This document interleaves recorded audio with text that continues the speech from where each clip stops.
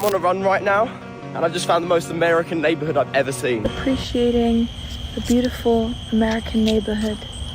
Look at that sunset.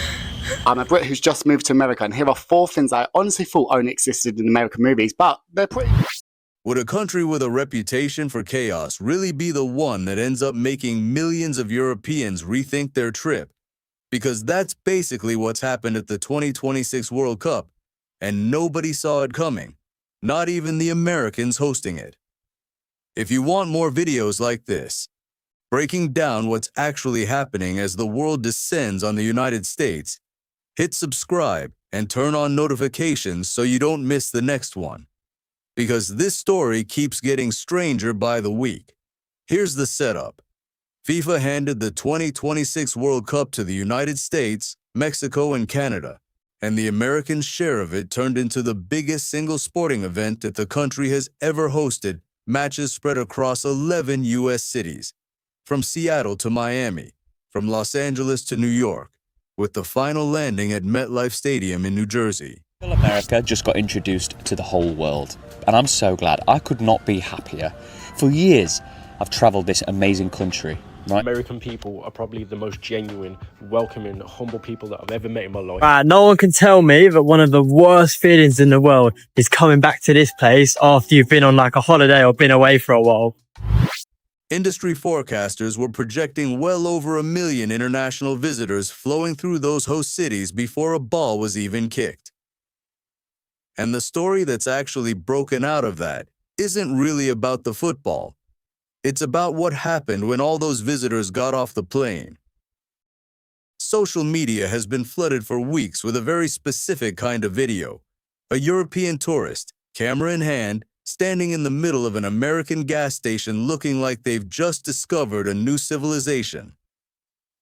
And the gas station in question is usually the same one, Buc-ee's, the Texas chain that has basically weaponized the idea of a pit stop. We're talking about a store in Luling, Texas that runs 75,000 square feet, which is roughly half the size of an average Walmart, with 120 fueling positions lined up like a runway. For context, a normal American gas station chain like Sheetz or Wawa runs around 7,000 square feet.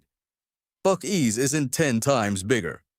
It's closer to being a different category of building entirely part gas station, part supermarket, part barbecue restaurant, part gift shop, with a beaver mascot presiding over the whole thing.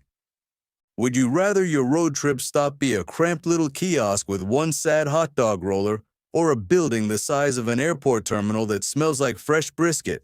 Because that's the exact question a lot of these tourists have been forced to answer out loud, on camera, in real time.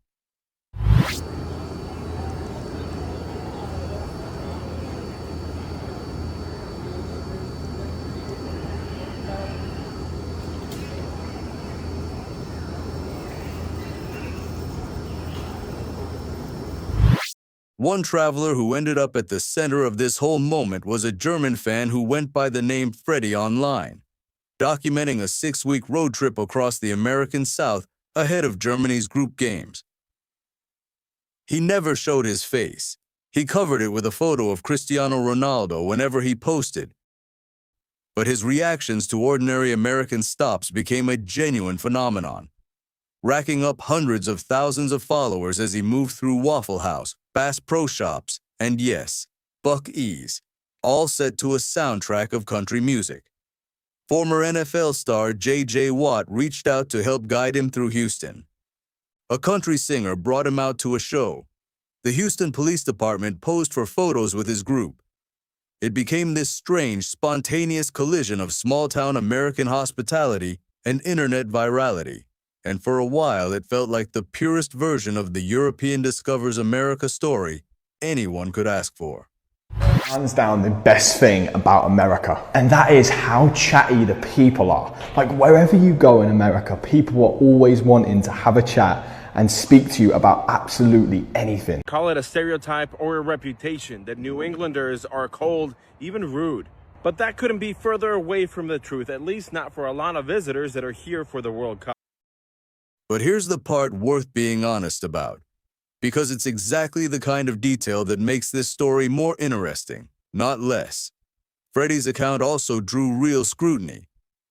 As the posts kept flowing, some users online accused him of running what amounted to guerrilla marketing, arranging free hotel rooms and free meals in exchange for content, and others openly speculated the whole account might not be what it appeared to be.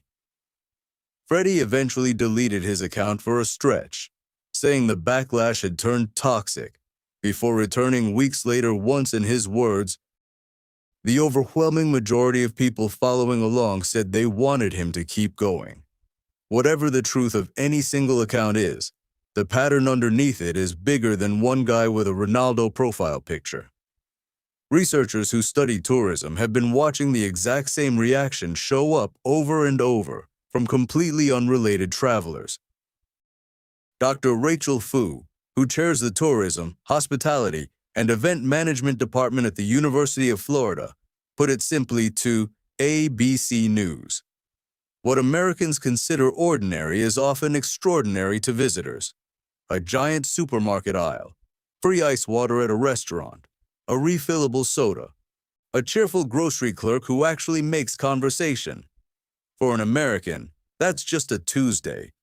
For someone visiting from Scotland or Brazil or Japan, it registers as a genuine cultural discovery, the same way an American walking into a centuries-old European town square might feel the weight of the history under their feet. Tourists, as Fu points out, don't just consume landmarks, they consume daily life.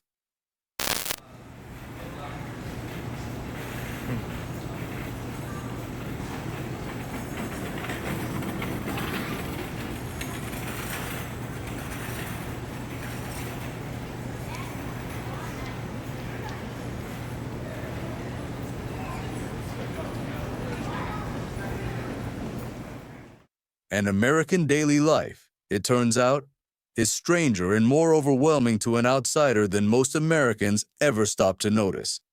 That daily life effect keeps showing up around hospitality specifically. A British content creator named Marina Debussy, who moved to California after years of wanting to live in the US, told ABC News that the reactions she's been seeing from World Cup visitors mirror exactly what she felt when she first arrived. The stereotype she kept hearing before she moved was that Americans are fake. The big smile, the "how are you?" the performative friendliness that supposedly means nothing.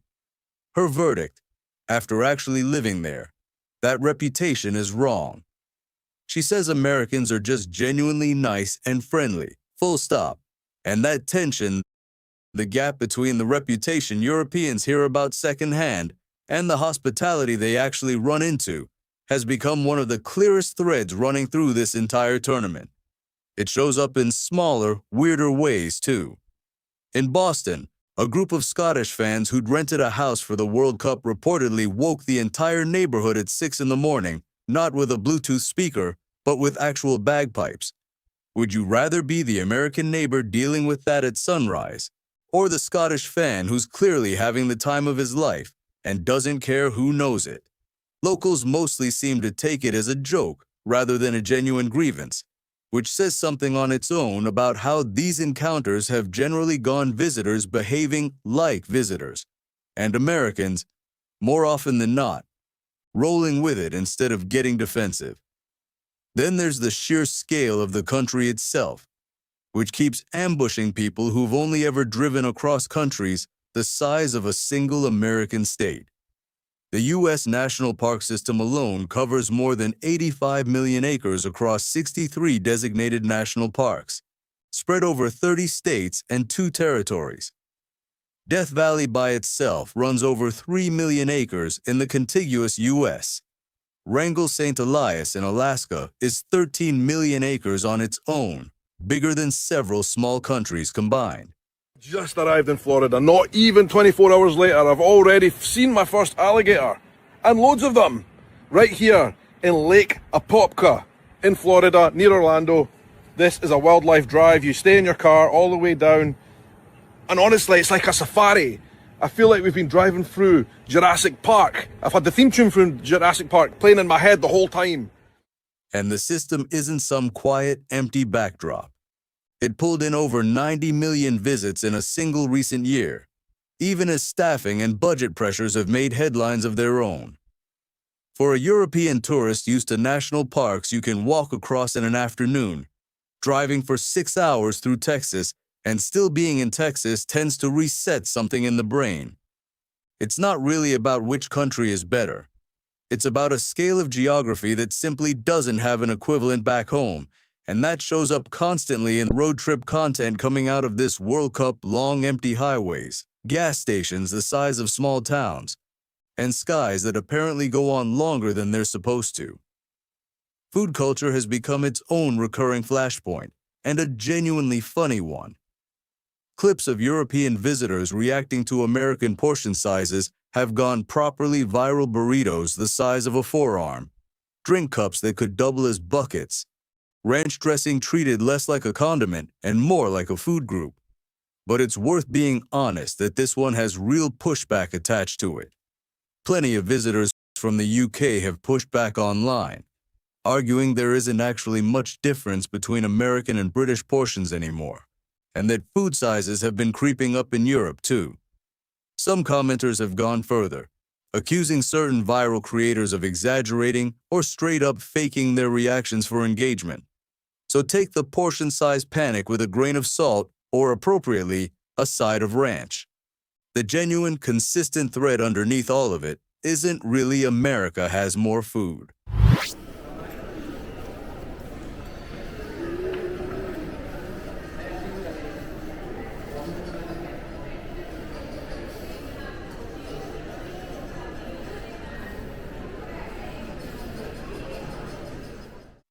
It's that Americans built an entire convenience and hospitality culture.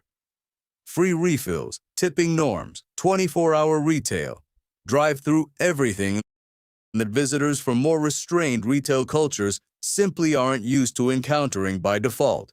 And then, there's the politics underneath all of this, because it isn't happening in a vacuum.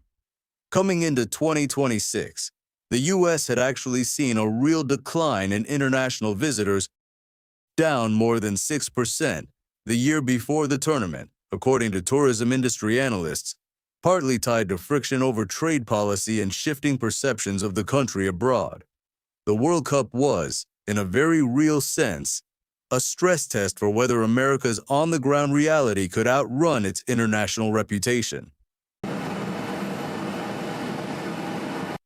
Analysts at Brussels Signal even framed the aftermath in explicitly political terms, noting that European fans who arrived expecting snobbishness or hostility kept reporting the opposite, and that the fans going home with a clearer, first-hand sense of American life were also going home more likely to ask uncomfortable questions about why their own countries can't offer some of what they just experienced: lower friction, more openness, more room to move.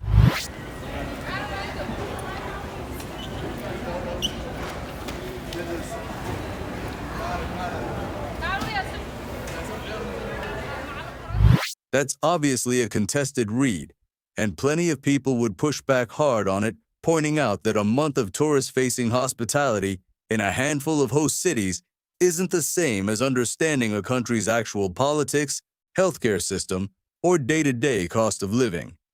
But it's a real strand of commentary that's come directly out of this tournament, not something invented for a script. None of this erases the genuine, harder-edged criticisms that also exist, and a fair account has to hold both at once.